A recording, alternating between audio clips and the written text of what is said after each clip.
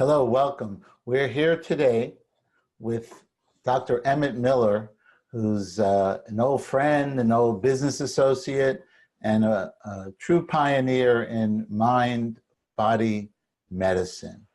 And we're here to find a little bit more out about who Dr. Miller is and hopefully get some helpful tips along the way. So, Dr. Miller, tell us about yourself and let us know who you are. Okay. Well, great to be on your show. It's great to be with you again after all these years. What's it been, 35, 40 years? My goodness, it's maybe 40. No, 30, 35. Wow. And I'm basically an explorer and a healer. I grew up in New York City, and having more than 1/8 of my ancestry being of African origin, I was classified as a Negro. So I grew up as a Negro in the rather segregated country that we lived in at that time, back in the 40s and 50s. Which was painful in many ways then, but turned out to be of great value because it gave me a chance to see both sides of the story. I could see what Black people could not understand about white people and why white people couldn't understand about Black people. I got to see their prejudices, and I kind of lost the faith in people because these are adults and they don't seem to get it. So I kind of struck out on my own. And when I was in the 12th grade, I found out about Adolf Hitler and about the Nazi scourge, the Holocaust. And I was shocked that this really happened. I mean, I went around talking to people saying, this is terrible news. And they said, oh no, we killed Hitler, everything's okay. And I said, no, that we had used such modern age tools to exterminate human beings. We gathered people together by the millions and exterminated them. And I said, yeah, something needs to be done. I didn't know what it was at that time. In time, I found out. And I said, well, someone's not paying attention, and we're going to be in big trouble if someone doesn't. So I said, I'll work on it myself. So that became my goal there when I was 12 years old, 5th grade, that I was going to help find a team of people who wanted to change the world so that we wouldn't destroy ourselves. I decided I would go into mathematics. I was fortunate because I had a very brilliant mind at the time. And so I studied mathematics so I could learn what was the basis for logic and how things were constructed. And then I studied physics to learn how the world worked. And then I went to medical school to learn how all of this affected and worked in human beings. And it was when I was in medical school that I discovered, really around my senior year in medical school, I began to realize that most of the diseases that I was seeing were not primarily due to some external agent, being bitten by a malarial mosquito or attacked by a wolf or falling out of a window, but instead our illnesses were being produced by us, ourselves. And yet at no place, and this is back in the 60s, no one was paying attention to the connections, even though scientifically we had all the material. I was fortunate, having been a mathematician, I had learned to program computers. And then when I studied psychiatry, it suddenly occurred to me that the brain can be modeled using a computer. And if you understand how a computer program changes, in a very similar fashion, the programs that are in our mind change. I realized the role of stress at that time, and that our thoughts, through our thoughts, the way we think about the world, we generate conflict inside of ourselves. That we look at the world, I would love for this over here to happen. This is what I wanted to happen. I wanted the Dodgers to win the World Series. But instead, this is what happened. It was the Yankees that won the World Series.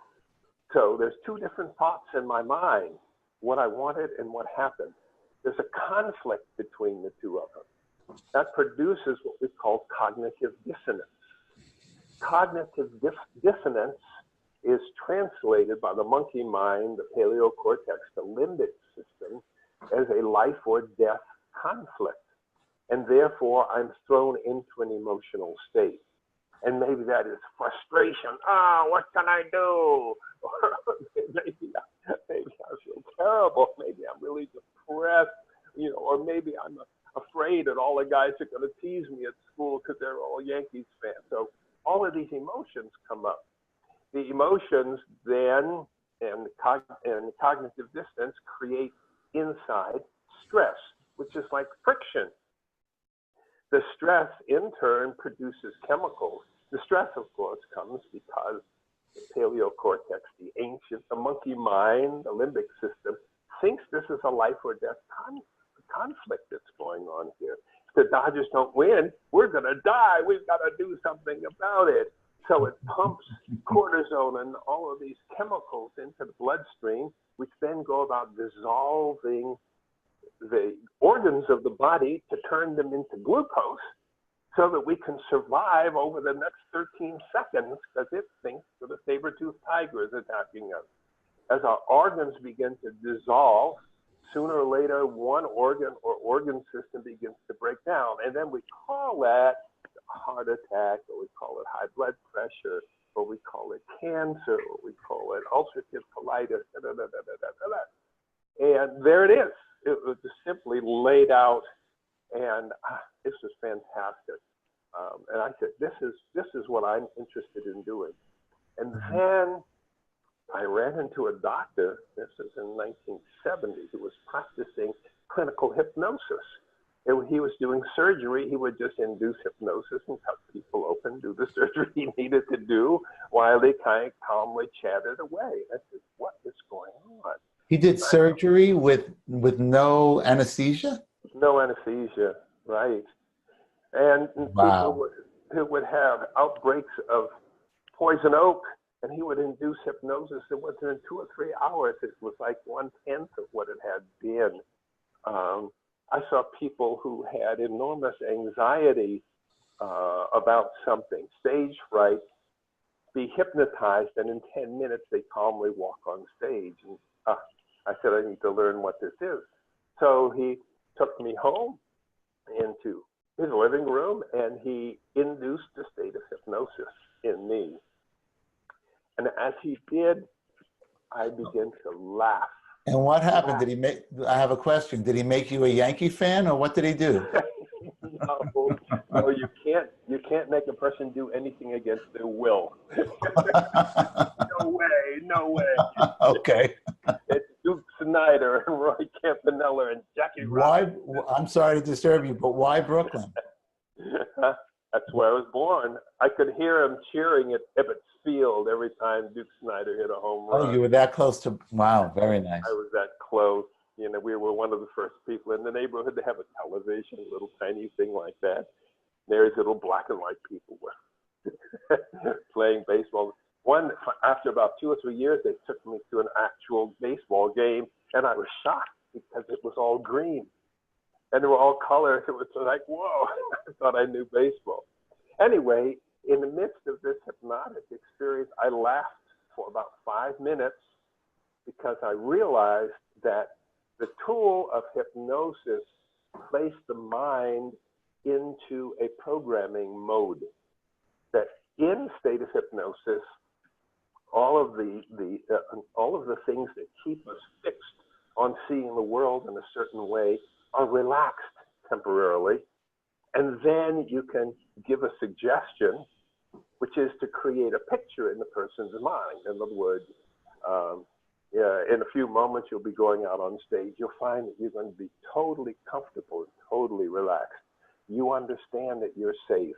And you'll understand that if you give the performance of your life, It's going to help so many people. They are going to be so happy about what you did.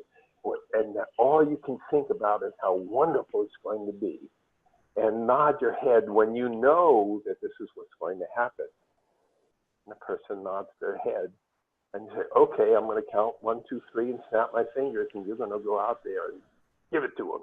Snap my fingers, hey, and they're out there, and they do an incredible performance. The same guy who had stage fright a little while ago. Of course, the next day, his stage fright is back again. And so what people didn't seem to understand is that hypnosis, everyone knew hypnosis worked for a little while. But the reason it only worked for a little while is that unlike a computer, you can't just type in your new program and the computer gets it. So you have to do it over time. right. So that reminds me of the idea of fake it till you make it. So is that relevant to what you're saying? Like, because so someone listening to this never heard about clinical hypnosis.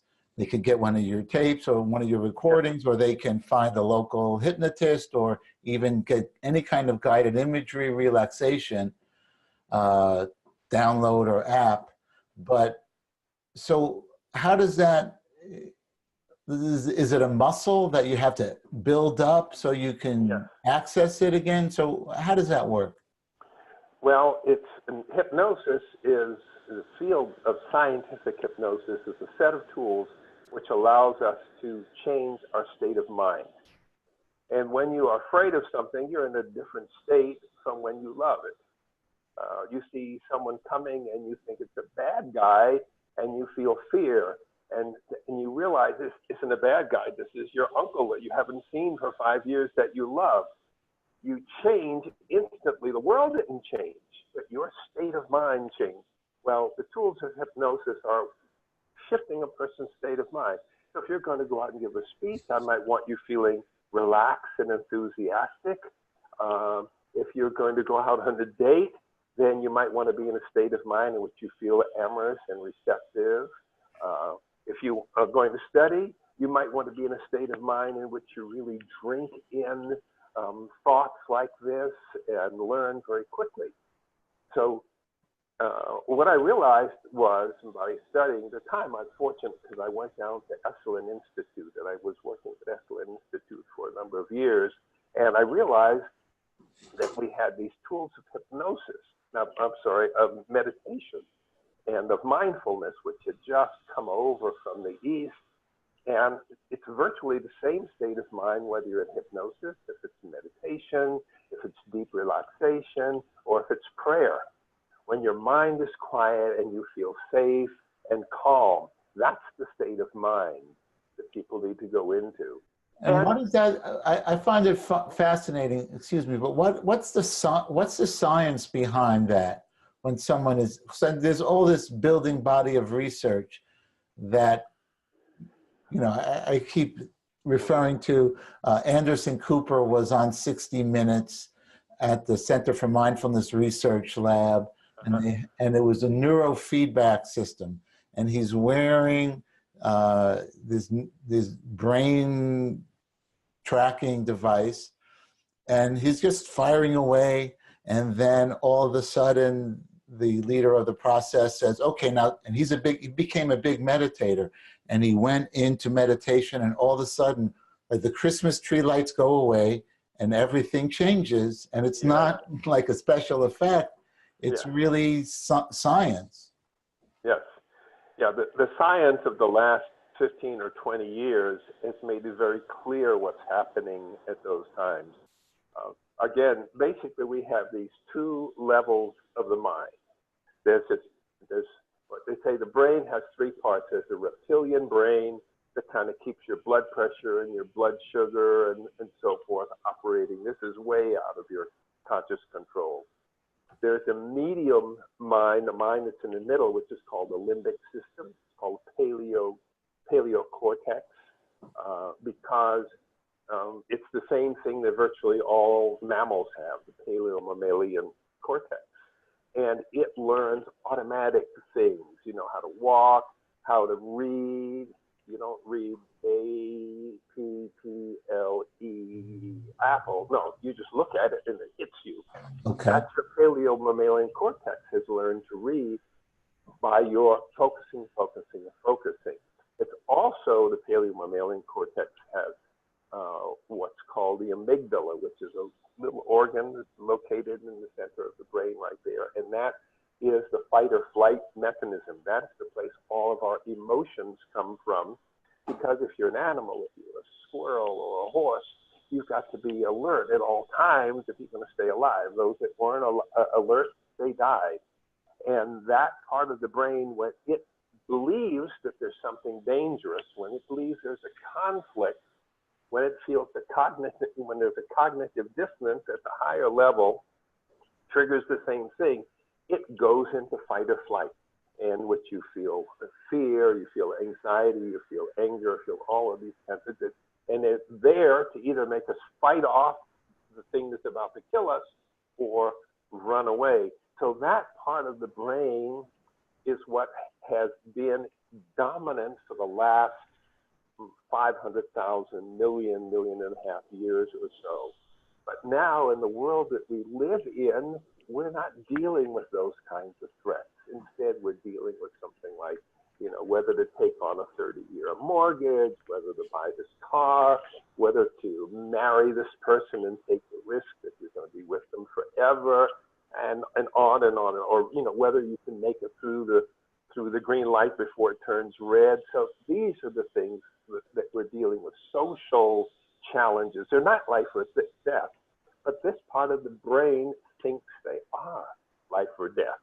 And therefore, it chugs out these chemicals, which are dissolving our organs, which are creating all of our diseases, which are creating all of our anxieties, our fear, our depression, our anger, our loneliness, our guilt, our shame, our greed, our jealousy, our envy. All of them are primitive emotions that do not help us. They would help if we lived in the jungle, if we lived out on the savannas, it would help us. But now they make us sick. Now, and back to your question, which is, when you go into a deeply relaxed state, what you do is you focus the mind, you keep the mind from building up negative images. You quiet the mind so you don't think, oh no, what's going to happen tomorrow? No, you don't have to think about tomorrow. You come into this present moment. There is no tomorrow. There is no yesterday. Yesterday doesn't exist. Not 1 second of the past can ever come back again. So this is just your fantasy. So instead, come into the moment. As you become quiet, the prefrontal cortex of your brain actually sends signals down to the amygdala, down to the limbic system, to this old cortex. And it pours gamma-aminobutyric acid, GABA, and it floods that area with, and this is the thing that quiets the brain. It's what happens if you take your Xanax. It's what happens if you drink alcohol. That's what GABA does. Well, you quiet the amygdala. You say, there. Everything's going to be okay. Mommy's got you now. Mommy. So meditating does that, and also drinking? Yes. Well, drinking does it by using intoxication. So it really paralyzes the ability to think rationally, in a sense. And but when you do it this way, you're doing it very specifically. You're not affecting all these other parts in the same way. And there's no hangover. And there's no positive hangover. Right, right. I like that, positive hangover. Yeah, so you go into this very peaceful place. And if you do this on a regular basis, then we can actually see on the fMRI, we can actually see these nerve tracts that become thicker and thicker that lead from the prefrontal cortex, which is the brain's brain, down to the limbic system and quiet it. So now you have the ability to grow quiet. And when you grow quiet, then all of the stress chemicals that have been in your body are metabolized, and over a period of time, they start to dissolve, and their effects start to go away. And so you tend to feel better. right away. Headaches disappear, and inflammation tends to begin to diminish and diminish.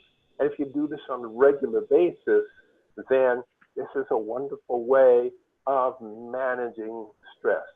So, my broker calls me and says, "Oh, I got terrible news. Your stocks have all gone down by 1/3. Okay, there's no need for me to be upset. There's nothing that emotion can do for me. I'll have to make other plans, but I don't have to do that right now because I'm eating dinner. And so I don't divert the blood flow from my internal organs out to my organs of how are we going to fight this off."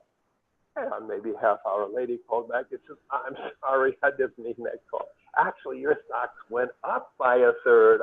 I made a mistake." And I said, "Oh, okay. So I don't get wildly excited. What's positive, I can say, but he could call back in 5 minutes and say something else. That's the world that we live in. But I'm calm. I'm not, oh no, not that. What's that? What's that?" And that is the world that we're living in now. It's not just to hear people say things or things go on physically around us, but there's the news. We look at the news and say, "Oh no, look at what's happening. This and oh no, here's another news report from over here, and then there's a phone call, and then there's a text that's coming through." And then I think also, growing up, maybe there was a radio. There was not so much real-time news. That's Now right. everything is in real time, That's right. and it's easy to get a whiplash, like emotional whiplash from all of this coming through, and so this is all fascinating. So since this is more of an overview type thing, why did you get into this? You mentioned it. Was it only the Hitler thing as a kid, or was there other why you continue to do this over the years? Well, then, when I was in high school, I began to realize that we were going to have an energy crisis because the oil wasn't going to last forever. And I discovered some of the pollution and environmental damage that was happening. In fact, I can remember a poem I wrote in my senior year about human beings destroying the planet. I remember the last line of the poem was, "But don't worry, Earth. Man will soon stop this pelf because man is intent upon destroying himself." So that was what really carried on. And then living in a Negro community and seeing the incredible dysfunction caused by the racial segregation and the kinds of that you couldn't get a job, you couldn't couldn't play golf on the golf course, and there's all these things you couldn't do. I was the first non-white ever hired by Colgate and Palmolive Peet when I was in my first year of college. I mean, it was a terrible world. So I could see all of this pain that was happening, but there was no need for it. There was just no need. The things that white people thought about black people were wrong. The things that black people thought about white people were wrong. So that kind of spurred me on. And I found in medicine that I really loved human beings. When I would work with a patient, I would feel a connection to that person, a real sense of, if they were ill, there, but for the grace of God go I, and is it possible that in some way I can become a healing influence, on this person's life to be an instrument. The Christians say, "Let me be an instrument of thy peace." And I changed that, "Let me be an instrument of healing, me, myself." And I found then, and this is actually why I was still in medical school, that how I treated a person, how I related to them, how I related to their illness was sometimes more effective in helping them get better than actually what I did to help them out. So I knew that relationship was powerful. I knew that it would work. Then I discovered hypnosis and meditation. So, okay, now we can put people into this relaxed place, but how do you get them to practice it? And that's when the audio cassette was invented. And Wow. I was thrilled because now I could see a person. I could teach that person in a matter of 15 or 20 minutes how to reach this deeply relaxed state. And I could record it on a cassette and say, go home and listen to this 2 or 3 times a day. And by the end of a week or two, their lives would change. Their health would change simply from entering that relaxed, stress-free state over and over again. What I didn't know was they were building nerve tracts down to the limbic system.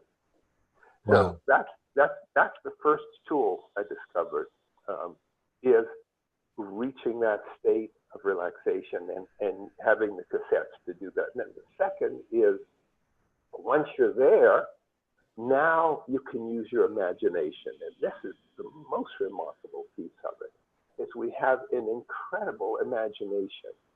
And once you're in that relaxed state, you can visualize yourself being successful.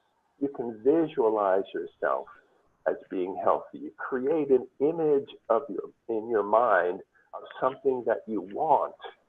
And when you do, then it puts you into a different state of mind. So if you were to close your eyes and think of someone that you love deeply, and imagine being with that person, or maybe relive the last time you were with that person, or maybe it's your favorite little dog, or maybe it's an incredible, magnificent sunset. You put yourself in that scene, visualize it. And our imagination lets us visualize, and by picturing those things, you shift the state of your mind. And once you shift the state of your mind, then you can instruct the unconscious part of your mind, I want you to permit me to be in that state of mind more often. I want to create that person that I see, my image ideal. I want to create that in reality. And this part of your mind, this lower part of your mind, it exists to do what you want it to do. And so your imagination, or the process of what I call guided imagery, is what you do. And so by guiding yourself through the imagery, so if you watch the Olympics, you'll see that performance before they go on. Now everyone's doing it. You close your eyes. They're visualizing going through the ski slope before they do it, but they visualize it in your mind. And when you visualize it in your mind, you're actually programming the unconscious part of your mind, that part that controls your muscles. It's practicing going down that slope. We found in basketball, if we were practicing free throws, and the team practiced free throws every day for 30 minutes, but half the team practiced shooting free throws for the full time. The other half just practiced for 15 minutes, and the other 15 minutes, they visualized making the free throws, and they improved twice as much. No way, really? Actually, because you don't need to practice your muscles. The muscles have it. They're strong enough.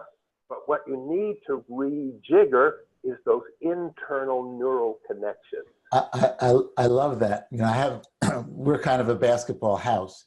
And I have both of my boys, 15 and 13. They're basketball boys, but my younger son, he never leaves the court unless he hits 2 foul shots in a row.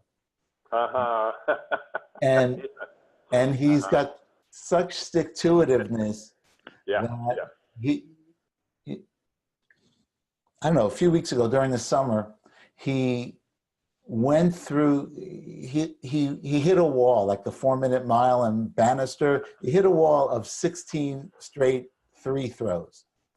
And he said, I got to beat it. I got to beat it. And he was there for, I don't know if 2 hours, but more than an hour.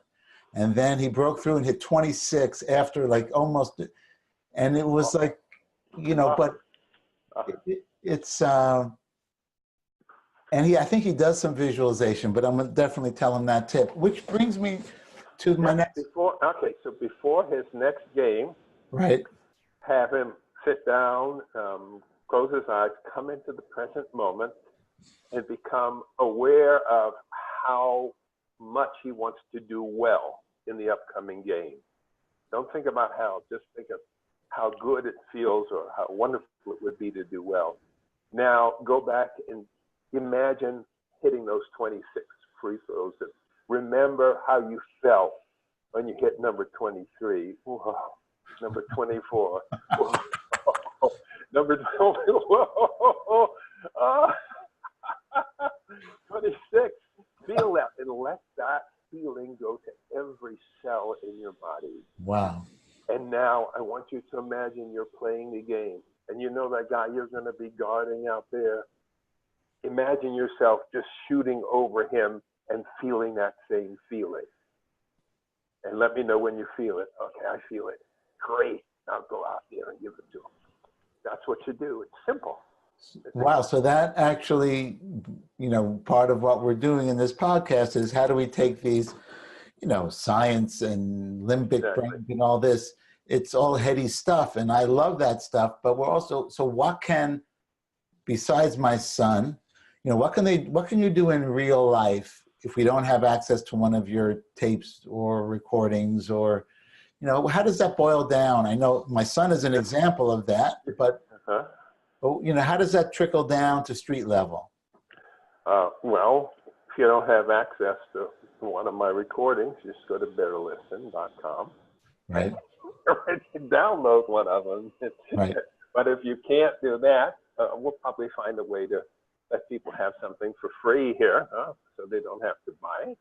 Right. I was wondering, maybe we could, you know, we'll put in the show notes a free download, so you can just click on and go to the web page, and we'll have a link where you can get one of the downloads for free. There you go. Okay, but I was avoiding your question. The real answer is that first of all, it is to practice being able to relax yourself, being able to quiet your mind. And well, why don't we do it right now? Why talk about it when you can do it? Because the idea is to be able to relax yourself at any point in time when you know it's safe. So question. So I have one more question for you. So would it make sense that after we do that question, then we just finish with a meditation? Instead of doing the, you know, getting into a relaxed state? Sure. Sure. So let's do that. And then that's a way, even without getting, you know, this is for free, so people get a direct experience of it. Right. All right. So last question. If you were a superhero, what would your origin story be? You know? Well, my origin story is in this vast universe, planet Earth is not the only place with intelligent life. There's intelligent life throughout the universe and has been for millions of years off and on. And many of these life forms have realized that healing is a crucial piece. Healing, life, and love are really three words for the same thing. And they have created a whole cadre of intergalactic healers. They're spirits that move throughout the universe. And they will find primitive planets like planet Earth, where people have not learned how to heal themselves. And they look at Earth and they see that we're about to go into major global crisis with global warming, with billions of people being displaced. They look at the governmental systems that are happening on the planet, and those are terrible. They look at the pollution of the planet and they say, we have to do something about it. And so these spirits come to Earth and they incarnate in human beings. And one of those spirits incarnated in this body, you know, who grew up as one of a minority so he could experience the pain of what it is to be a minority, and you can't miss it if you're Black or Native American or female or something like that. You know, even if you don't know that you know. But what you learn is, you know, every one of us is a minority, and every one of us is suffering on this planet. And so we are here, and our goal is to connect with each other. And as we come together, like a basketball team, like an intergalactic basketball team, you know, so I'm a power forward, you know, so and I will find these other members of this healing team, and together we will win the championship. And the championship will bring healing and peace and love to all human beings, to all sentient beings on this planet. So that's my origin story. I love it. Wow, that was a nice twist. Okay, no, that was perfect. Okay, so you want to lead us in a guided relaxation? Yeah, very simply, I say, choose a point over on the wall or the ceiling opposite you, someplace it's easy to focus your attention. And imagine it's really important to keep your eyes focused on that point. And this is the first step, is the fixation of attention. Keep your eyes focused on that point. And as you look at that point, become aware of the fact that at this moment in time, there's no other place that you need to go. There's nothing else that you need to do. And there's no problem that you have to solve. And therefore, you can give yourself permission to relax. And by relaxing, I just mean letting go. And soon you'll notice that that point in the distance begins to sort of fade out of your awareness, sort of like when you're gazing off in the distance and you slip into a state of mind we call daydreaming. Just kind of let yourself go into that daydreamy state where you're not really looking at that point. And then you'll notice your eyes begin to give you signals that they would like to close. When it feels more comfortable to let your eyelids close, let them close. And behind your closed eyelids, let your eyes gently roll upward till you're looking upward toward the back of your forehead, toward your prefrontal cortex. You feel your eyes trembling a little bit, your eyelids sort of vibrate a little bit. When they feel so relaxed, they just don't want to open at all. Like on a morning when you're supposed to get up, but you just can't open your eyelids. Test your eyelids and feel how heavy they can feel as you pretend that they just don't want to open. And then as you test your eyelids, let that feeling of relaxation flow from your eyelids throughout all the rest of your body. Imagine your eyelids are like throwing a pebble into the still, calm surface of a mountain pond. And imagine little ripples of relaxation flowing outward from your eyelids into your forehead and into your scalp. Ripples of relaxation flowing into the muscles around your mouth. You feel your jaw muscles relax and your upper and lower teeth drift apart.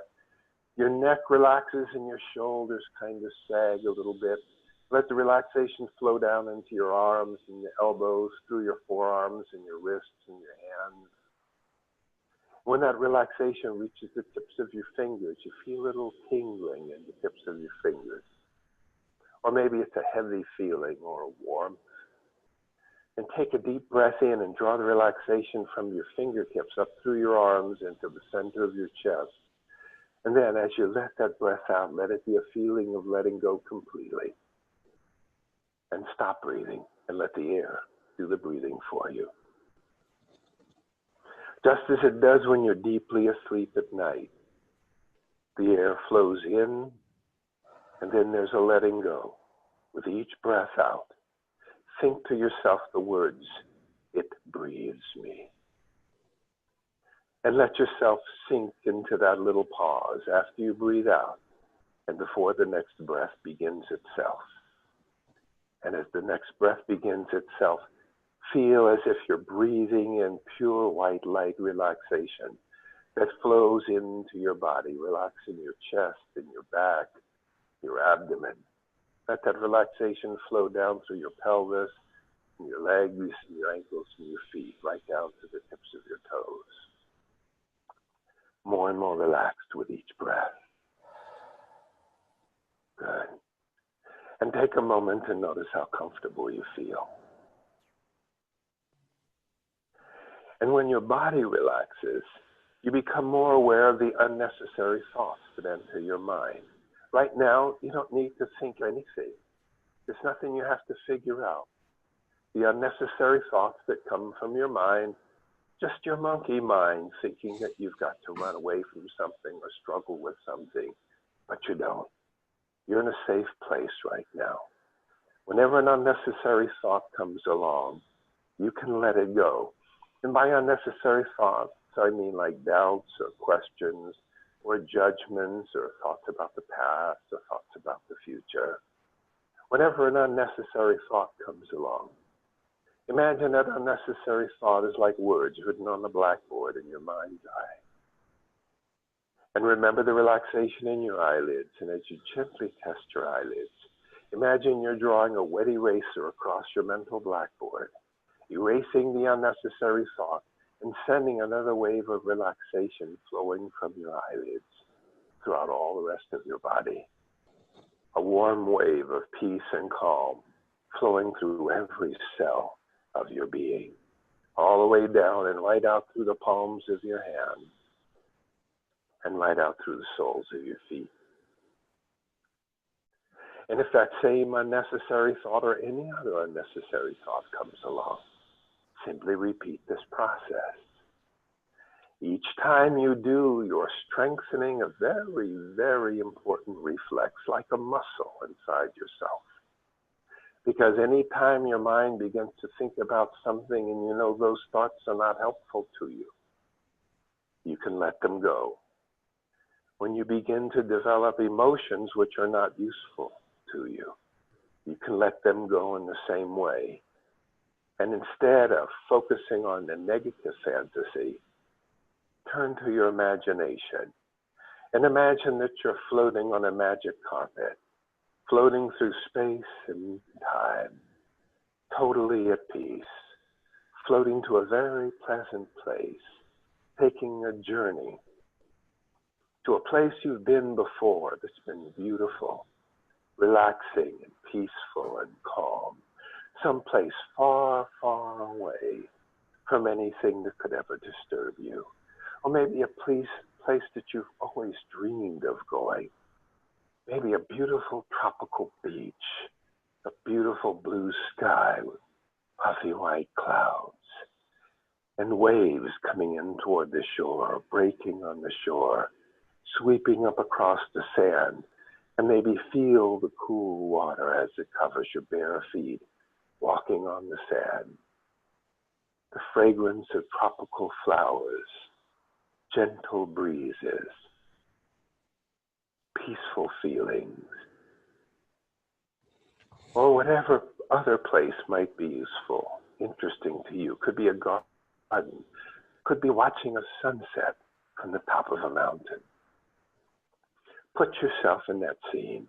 Imagine that you're there now, absorbing the peace and calm, and know that at all times there's a peaceful place deep within you.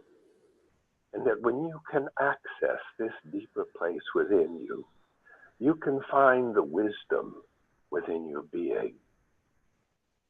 Wisdom and wise guidance, because wise guidance allows you to make the choice right now that you're going to be happy that you made next week or next month. To choose wisely. Be in touch with that wise place within you. And be aware of how wise it is for you to choose to learn to relax yourself deeply, to strengthen this inner muscle, so that any time you become upset or concerned or worried or have any discomfort that's not of value to you, you can stop the world to go to this peaceful place. Imagine yourself tomorrow or next week, one of those times when it would be better for you to relax. Maybe after work before you walk in the house, so that you come in being a relaxed, loving person. Or maybe it's dealing with a challenge when you need to access your deep self-confidence, whatever it might be. A situation where ordinarily you might be anxious or angry or have road rage. And instead, you pause for a moment. Remember this peaceful place inside. Hold this image in your mind that you have right now at your peaceful, safe, special place. And you feel your body relax. Imagine yourself doing that.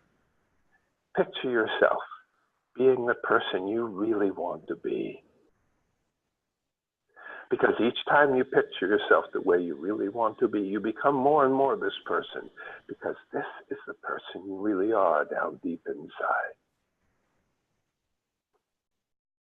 Each time you picture this place, this person inside you, you're strengthening the muscles inside, and you're reprogramming the automatic part of your brain, reprogramming it to create in reality what you have created in your imagination.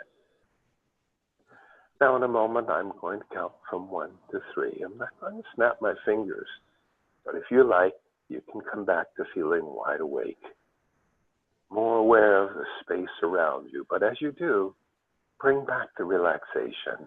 1. Bring back the centered feeling. 2. Imagine yourself waking up as if you've been asleep for a long time, having touched something really important inside, perhaps ready to make a decision to include this kind of experience on a regular basis in your life. 3, take a deep breath in. As you let it out, let your eyelids open and think, wide awake. And take a moment and notice how comfortable you feel. Yeah. Yeah. There you go. That was good. That's a takeaway. Yeah. That's a take. That took me away. Yeah. That So, was excellent.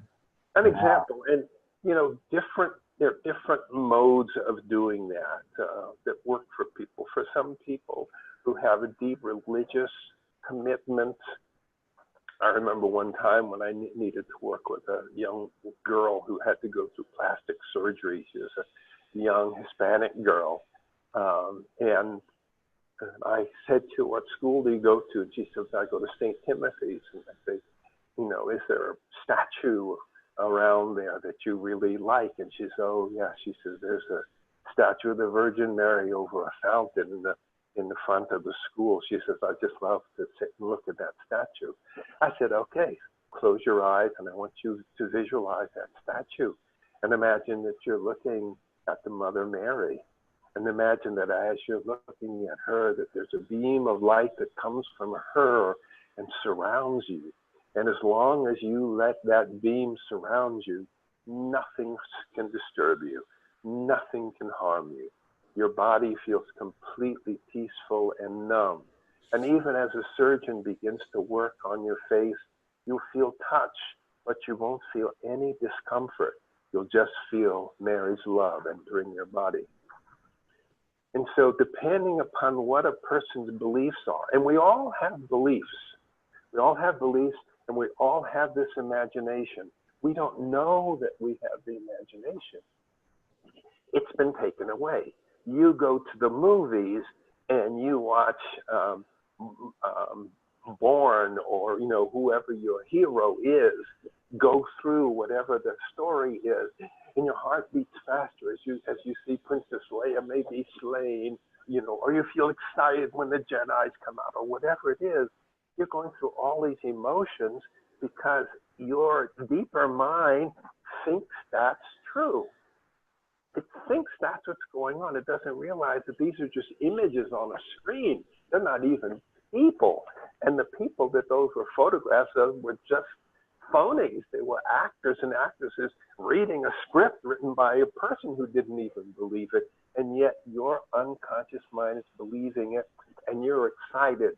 Or maybe you leave the movie feeling really, really sad because you just saw Schindler's List or something like that. Your imagination has been triggered. So the world uses our imagination.